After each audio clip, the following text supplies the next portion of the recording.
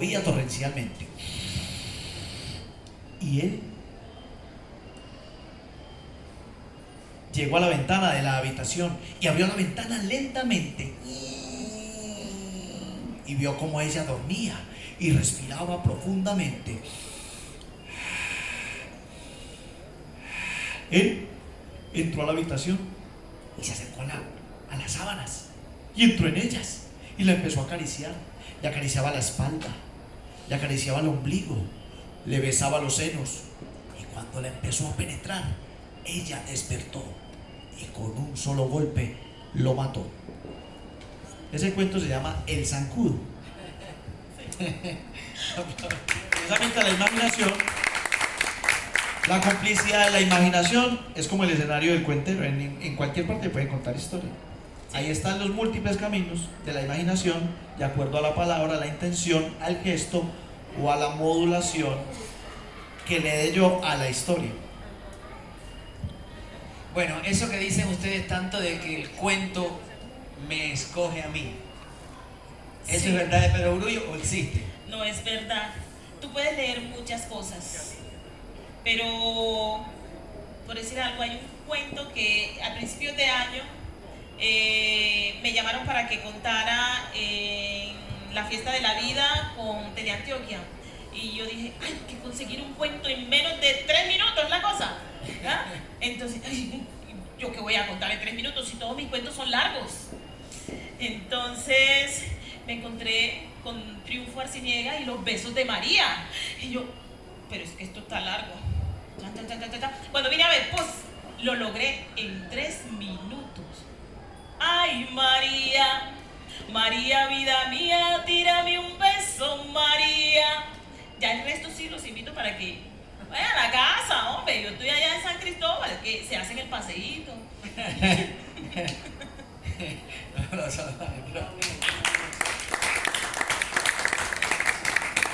¿Hay alguna pregunta del público? Sí, venga, yo voy a estar. Bueno, precisamente en la feria del libro y la lectura, a mí me parece que es importante destacar la importancia, la función pivotal que tienen los cuentos en la adquisición de la lectura. La lectura no es ni más ni menos que procesamiento de sonido. No procesamos imágenes, procesamos sonido. Y precisamente sobre lo que pivota ese aprendizaje es que el niño tenga ese mínimo desarrollo oral. Y ese desarrollo oral lo consigue con ese atractivo de las rimas, aliteraciones, repeticiones. Sí. Y es cuando él entiende la magia del alfabeto, cuando se da cuenta que la pata mete la pata, y se le cuentan cuentos de ese tipo, o el camello se pinchó en un cardo del camino, y etcétera, ¿no? No sé si conocen a Gloria Fuerte, bueno, supongo que Rafael Pombo, su Sí. autor preferido, utiliza muchísimo las rimas y las aliteraciones, precisamente para que el niño empiece a entender el sistema de sonido sobre el que se está pivotando ese aprendizaje del alfabeto, ¿no? Y en eso es lo que consiste el aprendizaje de una lengua, en saber distinguir, como tú decías, los sonidos más sutiles, the most subtle sound, en el lenguaje, es lo fundamental en el aprendizaje de una lengua. Y a eso contribuye precisamente ese tipo de actividades que vosotros hacéis, que no es simplemente un entretenimiento, no es una cuestión tan creativa, es que es fundamental en ese proceso tan complicado, el desafío intelectual más impresionante al que una persona se puede enfrentar, que es el aprendizaje de la lectura, ¿no? Sí, claro que sí. O sea, es mucho más sencillo cuando tú a un niño te lo ganas de entrada cuando tú o le cantas, o le haces una rima, o le haces una jerigonza, en fin, ese niño inmediatamente hace así y se queda esperando, porque es una manera, la sonoridad del cuerpo, la sonoridad de las palabras. O sea, siempre estoy buscando precisamente eso. Y también como rescatar que nosotros los adultos estamos llenos de palabras que no decimos. Entonces, una manera de sacar esas palabras precisamente también es la sonoridad que tenemos. cada uno de nosotros tiene una sonoridad individual. Entonces esas sonoridades hay que sacarlas, hay que buscarlas. Y bueno, yo estoy como siempre como tratando que en mis narraciones se escuche eso, taca, taca, taca, pum, pum, pum, ra, ra, ra. Alguna cosa que haga que ese ser humano que está por allá se identifique. Bien. Va una muchas gracias por la Muchas intervención. gracias, sí. ¿Tienes por acá una pregunta? Sí, mi pregunta precisamente va en ese sentido. No todos tenemos el mismo hecho. Dicho de otra manera es, yo creo que todos tenemos un estilo diferente de contar algo, ¿sí? O de expresarnos. ¿Cómo buscar esa identidad propia? O sea, de acuerdo a mi personalidad, porque yo he tratado de como adaptarme y aprender a imitar a esa gente que llama la atención y no me va bien. Me toca es, yo siento que debo buscar mi estilo. ¿Cómo se haría eso? Pues tienes que estudiarte. ¿En qué sentido? ¿Qué es lo que más te llama la atención? ¿Qué es lo que tú quieres transmitir? Es básicamente eso. Lo que más te interese transmitir, entonces ahí está tu verdad. Porque si uno no sabe qué carajo es lo que quiere hacer con la cuentería, entonces, porque yo puedo picar aquí, voy a contar para los grandes, pero yo les cuento a los grandes, pero bajo mis parámetros. Voy a contarle a los niños bajo mis parámetros, porque ya yo identifiqué que así me siento bien haciéndolo. Por eso siempre hay algo que llame la atención, porque se llama como autenticidad. Ya, es uno estudiarse y a partir de allá, ¿qué me gusta a mí? ¿Qué soy yo? El histrionismo que todos lo tenemos. ¿Es eso? Búsquele. Una función de Evaristo, el mismo cuento en Cúcuta, en Buenos Aires o en Medellín se cuenta de la misma manera. Si es un cuento universal, pues, o sea, con lenguaje universal, pues se puede contar de la misma manera. Pero si es un cuento que yo cuento, por decir, con palabras de nosotros, palabras antioqueñas, palabras castizas, contarlo en otra parte, de pronto no nos van a entender, porque cambia la semántica un poco y cambia también los términos. Y cada país o inclusive cada región cambia muchos de los términos de cualquier cosa. Entonces, si por ejemplo uno dice acá que cogió la buseta y se montó y se fue, en Argentina usted dice cogió la buseta y la gente se empieza a reír como, ¿cierto? Porque coger en Argentina es una cosa y buseta es otra cosa también, diferente a lo que es acá. Entonces cambia mucho si el cuento es muy regional, muy de acá, muy del lenguaje de nosotros. Y así es más universal, pues uno utiliza las palabras universales para que se entienda en todas partes. Bien, ¿alguna pregunta más del público? Glorita. Bueno, yo tengo muchas preguntas, pero no va a ser sino una. Y es que ustedes dos tienen una trayectoria muy grande en sus puestas en escena, en sus diferentes presentaciones. Entonces, cuéntenos cómo han llegado a ese estilo, a ese tipo de cuento, a esas funciones o a esos montajes que les ha llevado a un éxito y han seguido por ese camino. Por ejemplo, el caso de Lelis es muy dado a los niños, es un trabajo infantil maravilloso. Y también quisiera saber, Lelis, que nos contaras alguna experiencia de las reacciones de los niños, de lo que esos niños han logrado con tu trabajo. Bueno, es que yo me identifico, es como si en ese momento yo no tengo edad. Cuando yo voy a contar una historia, puede estar el papá y puede estar el niño. Yo no me identifico que yo voy a contar para los grandes, que yo voy a contar para los niños, no. Es como que a mí me gusta que cuando estén ahí, así sea el cuento triste, esta persona se identifique con lo que yo estoy narrando. Entonces, siempre he logrado como esa identificación, y también porque me nutro, pues, como dije al principio, pues, mis herramientas, eso, yo utilizo también muchas cosas en escena. Ahí sí podríamos decir que soy teatralizado, porque yo utilizo instrumentos, también utilizo trapos, hago cosas en escena y eso hace como que ellos sientan que no es solamente una persona que llegó aquí y se sentó y lo ve y, sí, yo voy a contar. No, pero a mucha gente le funciona. A mí no me funciona quedarme. Si se dieron cuenta, me tuve que levantar porque estaba contando. Yo no, o sea, mi espíritu no es quieto. Mi espíritu es, sí, así. Entonces, eso ha sido como lo que me ha llenado siempre. A ver, yo voy a aprovechar el momento porque cuando yo empecé a contar, o sea, yo empecé a contar por culpa de la señora aquí, Lelis, que fue la que me tiró al charco, fue la que me dijo. Yo declamaba poesía, me gustaba mucho la declamación de poesía costumbrista. Y una vez Lelis me dijo, che, pero si vos tenés, si tú tienes madera para contar, ¿por qué no te metes al festival? Y me metí a un festival y resulta que el primer festival que presenté gané, pasé y ahí me quedé enrolado en la cuentería gracias a Lelis. Yo encontré la forma de contar, de sentirme cómodo con lo que hago después de la experimentación. ¿Qué pasa? Que uno, por reflejo, uno coge muchas manías de lo que uno ve. Entonces, si vos te pones a ver muchos cuenteros, vas a ir retomando escote, vas a ir como absorbiendo la cantidad de tiros o de manías que tiene el cuentero que usted está viendo, o de los que usted está viendo. Lo que uno debe tratar de hacer es experimentar, experimentando y ensayo, error, hasta que uno encuentre como su ruta y su estilo. Fue lo que me sucedió a mí. Muchas veces me presentaba en festivales con otros espectáculos de cuenteros, de cuentos de autor, muchos cuentos literarios, y no me iba tan bien. Cuando empecé a escribir mis propios cuentos, que voy más desde la oralidad, desde la escucha, a mí me cuentan un cuento y me lo aprendo ligerito y si me gusta de una lo cuento. Entonces empecé a ver que esa era la forma en la que yo me podía mover más, o sea, podía ser más libre en el escenario.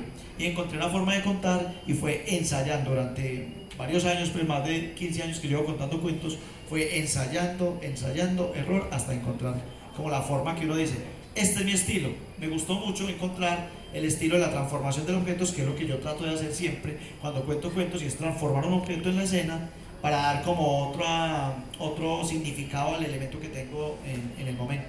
Entonces ahí encontré pues como mi estilo y fue de ensayar y dejar de ver tanto cuentero también.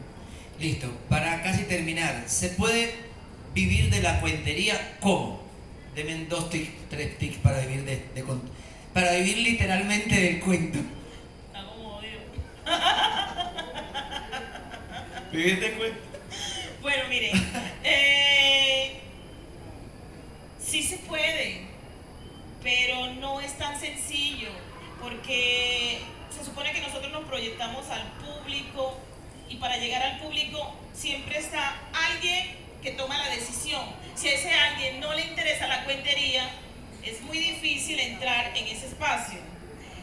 Y los múltiples caminos de vivir de la cuentería, No los múltiples caminos de la imaginación, sino de vivir de la cuentería, pues son a veces hasta golpes de suerte. Ni siquiera es porque uno sea bueno o malo, o porque le guste a X o porque le guste a Y. Es básicamente eso, golpes de suerte. Pero tampoco con eso estoy siendo negativa en el sentido de que no se metan a la cuentería porque esa vaina no da plata. No. Si usted le gusta, si vibra, usted vive por eso, usted mismo abre sus caminos. Entonces, ahí está el reto. Nada es fácil en esta vida, pero tampoco nada es imposible. Así que...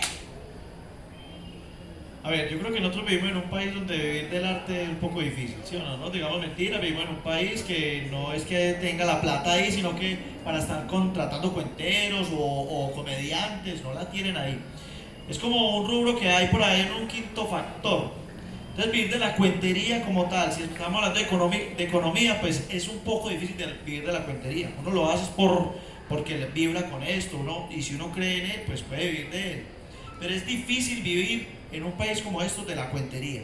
Uno debe vivir, o lo que, por ejemplo, yo que me muevo todo el tiempo en la escena, vivo de la cuentería y afines, cosas afines de la cuentería, que son los talleres, que son las asesorías, que son la dirección, que es contar, que es una cantidad de cosas afines a la cuentería. Pero solo de decir, que yo solamente de contar cuentos voy a vivir y voy a generar una economía en eso, yo creo que estamos todavía muy lejos de lograrlo, Joel. O sea, le entiendo que hay que diversificar, hay que gestionar, hay que aplicar los cuentos en una gran gama de opciones, de contar en diferentes espacios, hay que dar clases, hay que escribir cuentos, hay que publicar, hay que hacer un montón de cosas para que al final literalmente vivamos del cuento, aunque el camino sea escabroso y difícil y lleno de pasión y de vibra, eso sí. Bien, una preguntita cortica para todos y ahí terminamos, con una respuesta corta. Un aprendizaje de la pandemia como cuentero o cuentero.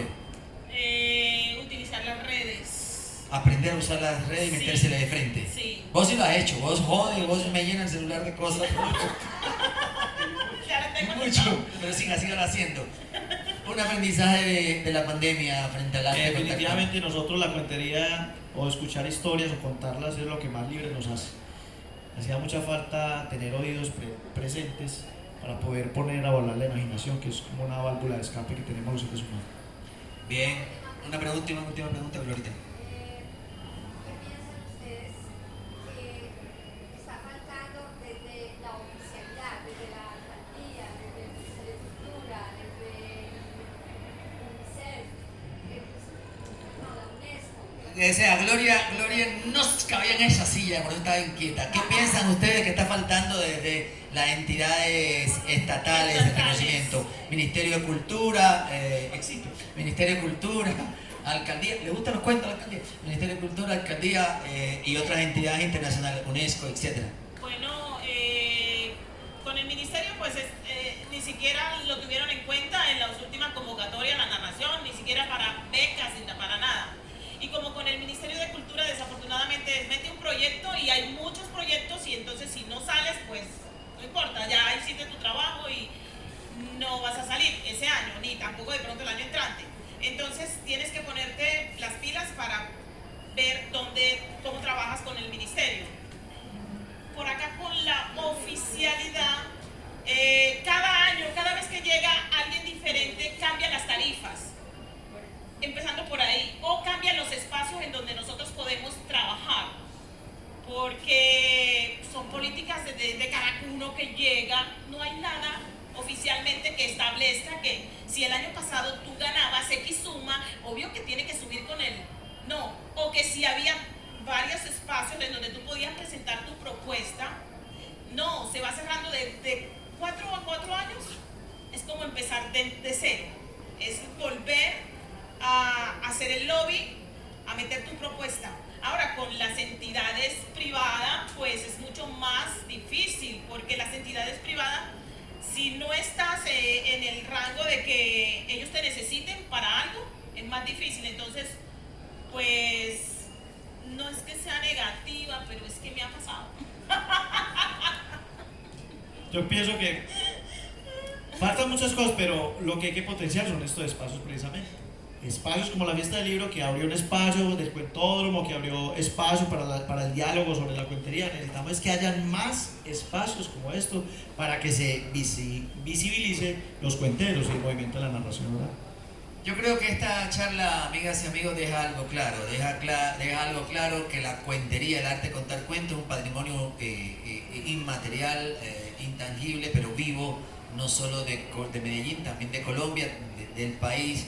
Yo creo que este espacio deja claro que los que contamos historia, no solo contamos historia, no solo contamos cuentos, también tenemos o tienen, lo dejaron claro ustedes dos, tienen una amplias inquietudes en tema de investigación, de búsqueda, de formación, y agradecemos en nombre del movimiento del Comité de Cuenteros de la Ciudad de Medellín, en nombre del movimiento de la cuentería paisa antioqueña, de la cual también tengo la suerte ya, y también nuestra amiga argentina del fondo tiene la suerte ya de pertenecer hace algunos años. Agradecemos de verdad que aparezcan estos espacios y decirle a Evaristo y a Leli, gracias hermano, gracias hermana, gracias a cada uno de ustedes. Gracias a todos ustedes por estar aquí. Muchas gracias por compartir. Agradecemos.